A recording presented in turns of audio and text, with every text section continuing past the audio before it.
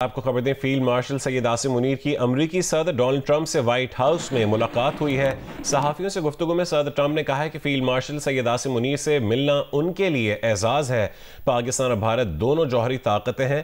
Field marshal Asim Munir का शुक्रिया कि वो जंग की तरफ नहीं गए। फील्ड मार्शल आसिम मुनीर को जंग रोकने के लिए शुक्रिया अदा करने के लिए मदऊ किया था। पाकिस्तान के साथ तिजारती मुआहदे पर भी बातचीत हो रही है। बताया फील्ड मार्शल आसिम मुनीर से ईरान के मामले पर भी बात हुई। पाकिस्तान ईरान को दीगर लोगों के मुकाबले में ज्यादा बेहतर जानता है। वो इस सूरत हाल पर खुश नहीं हैं। President, in your meeting today with the Chief of Staff of the Pakistani Army, did you talk about Iran? Did that come up? Is there anything you can share from that meeting? Yeah, well, they know Iran very well, better than most, and they're not happy about anything. It's not that they're bad with Israel. They know them both, actually, but they probably, maybe they know Iran better, but they see what's going on, and he agreed with me. The reason I had him here, I wanted to thank him for not going into the war, just ending the war, and I want to thank, as you know,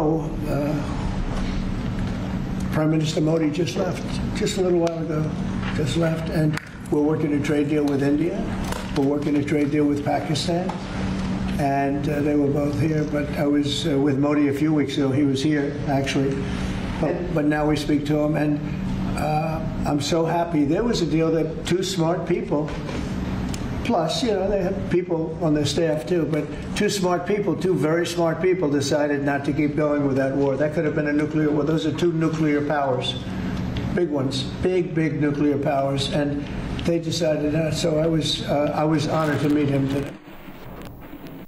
major general retired Zahid Mahmood, Brigadier Babar Alauddin, brigadier retired Haris Nawaz, America के साबिक सदर जो Biden के मुशीर शाहिद खान और Pakistani American Republican doctor Arjumand Hashmi ने field marshal general Asim Munir की सदर Trump से मुलाकात को तारीखी मौका करार दिया है।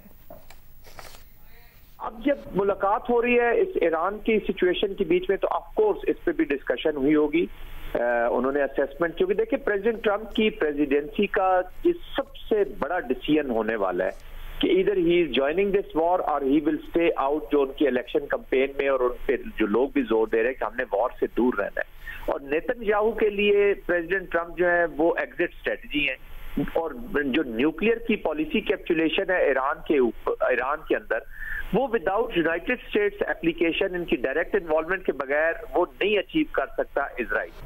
तो अब ये कैच 22 बन गया हुआ है प्रेसिडेंट ट्रंप के लिए। तो ऑफ कोर्स ये मिलिट्री माइंड्स हैं, हमारी स्ट्रेटजी इस रीजन को ज्यादा जानते हैं, प्रेसिडेंट उसका इजहार भी कर रहे हैं। तो ये बड़े इंपॉर्टेंट मौके पे फिर पाकिस्तान जो है वो बैकडोर पॉलिसी के जरिए या एक ब्रिज का रोल अदा कर सकता है। और of course Pakistan would want कि इस रीजन में स्टेबिलिटी रहे। पाकिस्तान कभी भी ये नहीं चाहेगा कि यहाँ पे प्रो इजराइल हुकूमत आ जाए और एक और अफगानिस्तान आप अपने नेबरहुड में खोल लें।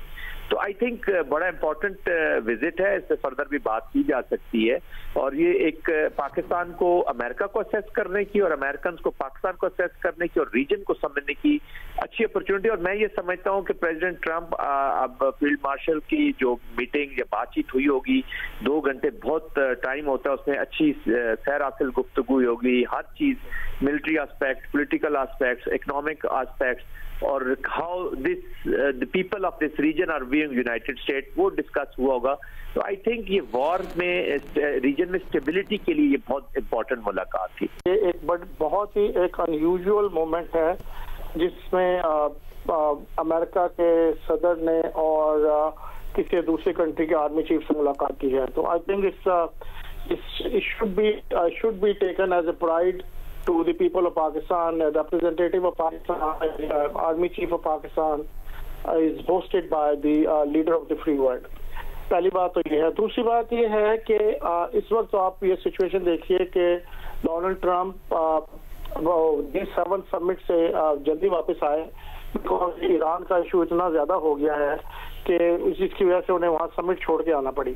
तो ईरान लेकिन जिस वक्त जनरल आसिम मुनीर को ये जो दावत दी गई थी, उस वक्त ये इशू उस तरह से नहीं था जिस तरह से इस वक्त ये एक सिचुएशन जो क्रिएट हो गई है।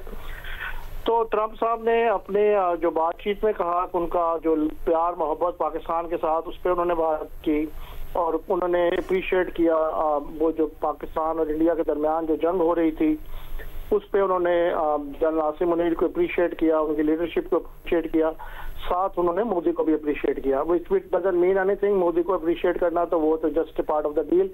Actually he appreciated the chief of army staff of Pakistan.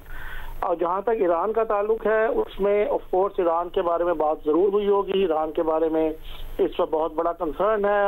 यहाँ पे भी there is a split in the senate and the house as well कि प्रेसिडेंट को सोलो नहीं जाना चाहिए, प्रेसिडेंट को सेनेट से और कांग्रेस से अप्रूवल लेकर जाना चाहिए वॉर में। तो वो सिचुएशन बहरहाल वो तो कॉन्वर्सेशन में आई होगी। इसमें आपको ये बताता चलूँ कि अगर वो बात कॉन्वर्सेशन में आई है तो मुझे जनरल आसिम मुनीर के पर्सपेक्टिव का पूरी तरह से अंदाजा है और मैं उनके थॉट प्रोसेस को भी काफ़ी ज़्यादा समझता हूँ इस एंगल से। ईरान के बारे में उनकी एक पोजीशन है, उस पोजीशन पे वो कभी भी कॉम्प्रोमाइज़ नहीं करेंगे, चाहे वो president of the United states जो है कहेगा। तो ये बात तो एक समझने वाली यहाँ पर है।